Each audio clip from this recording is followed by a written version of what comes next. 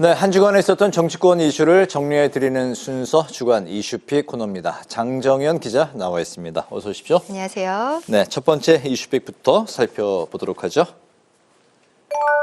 초유의 법원 폭동 사태. 네.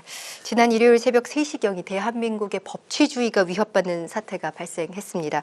윤석열 대통령 지지자와 극우 유튜버들이 윤 대통령의 구속영장 발부 소식에 흥분해서 서울 서부지법을 습격한 초유의 법원 폭동 사태입니다. 네, 이번 주에 국회도 이 사태로 바쁘게 움직였네요. 그렇습니다. 이 국회는 월요일부터 이 법사위와 행안위를 가동해서 이 서부지법 폭동 사태와 관련해 긴급 현안 질의를 개최했고요. 또 어제는 본회의를 열어 이번 사태를 역시 질타했습니다. 여야 모두 이 서부지법 폭력 사태는 사법부 침탈 사건으로 어떠한 이유로든 이 정당화될 수 없다고 비판했는데요. 하지만 사태를 발생시킨 원인에 대해서는 여야 입장차가 극명하게 엇갈렸습니다. 네, 여당은 윤 대통령에 대한 사법부의 불공정한 법 적용이 이번 그 폭동의 원인이라고 이제 꼽았고, 야당은 내란 동조 세력들의 계획적인 폭동이다, 이렇게 입장이 갈리는 거죠. 네, 어제 국회 본회의에서 여야의 이런 인식이 극명하게 이제 드러났는데요. 네. 여야 의원들의 관련 발언부터 들어보시겠습니다. 네. 무리하게 국민적 분노가 치솟고 또 치솟도록 이렇게 강경한 그리고 무례한 방식으로 이렇게 진행하는지에 대해서 한번 얘기해 보세요. 이들은 적법 절차의 원칙에 있어서 한치의 어긋남 없이 체포영장을 집행하였습니다. 그러니까 내란 수계를 옹호하거나 국민의힘처럼 또는 내란 수계를 구출하자고 정광훈 씨처럼 하거나 혹은 내란을 선동하고 있는 집단 혹은 법원을 공격하고 있는 이런 집단들이 다 반국가 세력, 반체 세력 아닙니까?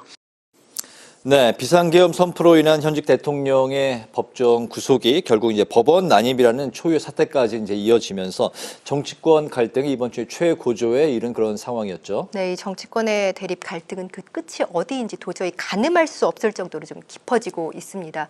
윤석열 대통령에 대한 이 탄핵 심판이 본격적으로 진행되면서 이 모든 과정을 정치권이 예의주시하고 있는 상황인데요.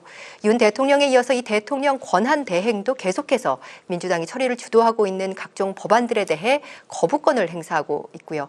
입법을 둘러싼 악순환은 여전히 재현되고 있다는 평가입니다. 여기에다 이 여야 차원에서 이번 주 국정협의회 실무협의가 진행되는가 싶었지만 이 별다른 협의를 보지 못하고 사실상 결렬됐습니다. 따라서 이 시급한 각종 민생 법안과 추경 편성 논의 등은 중단된 상태입니다. 이런 가운데 이재명 민주당 대표의 공직선거법 위반 사건의 항소심 선고가 이르면 3월 중 나올 가능성이 있습니다. 이 재판부가 다음 달 26일 특별한 사정이 없으면 이 결심 공판을 하겠다고 밝히면서인데요. 윤 대통령의 탄핵 심판 결정으로 이 최종 결론이 나겠지만 이 현재 이 조기 대선 가능성도 배제할 수 없는 상황에서 이 대표의 항소심 선고 결과를 기다리는 과정에서의 이 여야 갈등 수위는 최고조에 달할 것으로 전망이 되고 있습니다. 네. 두 번째 이슈픽으로 가보겠습니다. 네, 키워드 볼까요?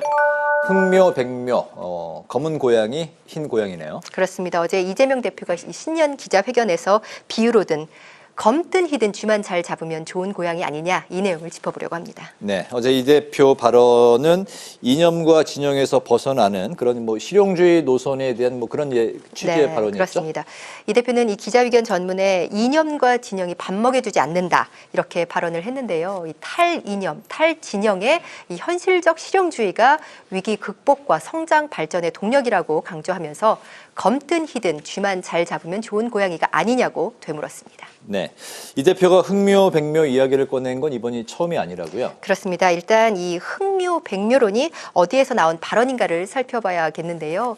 1970년대 말에 이 중국의 개혁개방 정책을 주도한 등소평이 자본주의든 공산주의든 상관없이 국민을 잘 살게 하면 그것이 제일이라는 뜻으로 했던 말입니다.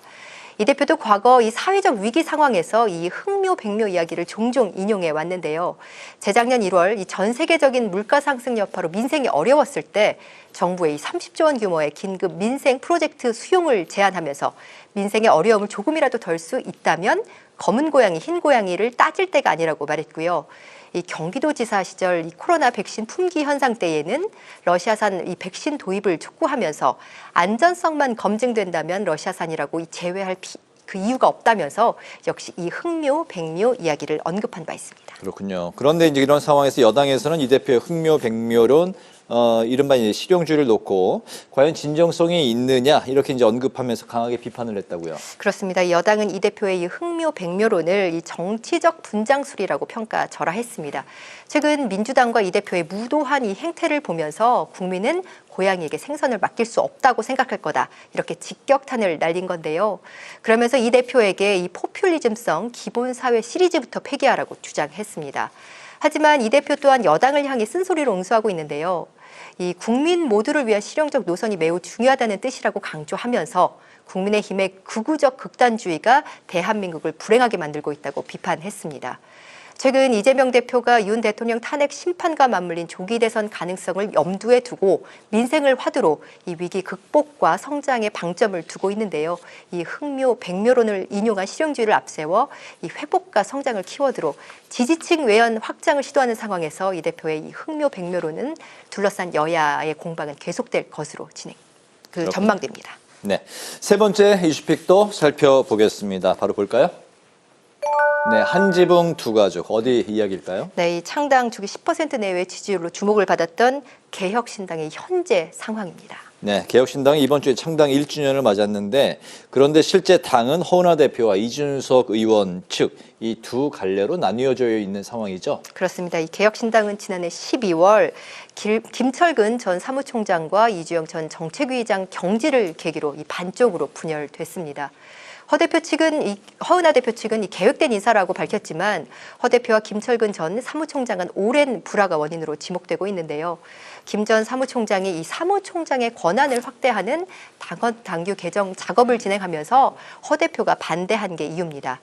이준석 의원과 이 천하람 원내대표 등은 이 해임 인사 직후 공개적으로 허 대표를 공개 비난했고 해임 인사가 최고위 의결을 거치지 않았다면서 무효라고 반발했는데요. 하지만 허 대표는 당원 당규에 따라 인사권을 행사했고 이준석 의원이 상황 정치를 고집하고 있다며 충돌했습니다. 여기에 이준석 의원이 이 당원 소환제로 이 허 대표 해임을 추진하면서 개혁신당 내용은 절정에 치닫고 있습니다. 네, 엊그제는 또 허은하 대표 측과 이제 천하람 원내대표 측이 개최한 최고위가 국회에서 각각 따로 열리는 그런 이제 진풍경도 열렸습니다. 한 지붕 두 가족이란 표현이 그대로 이날 상황이 있었던 것 같아요. 그렇습니다. 이 지난 수요일 같은 시각 국회 두 곳에서 이 개혁신당 최고위가 열렸습니다. 완벽하게 갈라선 모습인데요. 하지만 이 최근 개혁신당 지지율이 1%대를 기록하면서 개혁신당이 돌파구를 찾을 수 있을지가 쉽지 않은 형국입니다. 일단 오늘과 내일 이준석 대표 측은 허 대표 해임을 위한 당원 소환제 투표를 시작했습니다. 내일 오후 6시까지 진행될 예정인데요. 천하람 원내대표는 모레 오전에 이 최고위를 소집해 이 투표 결과를 공개할 예정이라고 밝혔지만 이 허 대표는 절차적 정당성을 문제 삼으면서 걱정하지 않는다는 입장을 밝혔습니다. 중앙선관위가 이 천하람 원내대표 측이 신청한 당대표 해임을 위한 온라인 투표 이용을 반려한 것을 이유로 드는데요.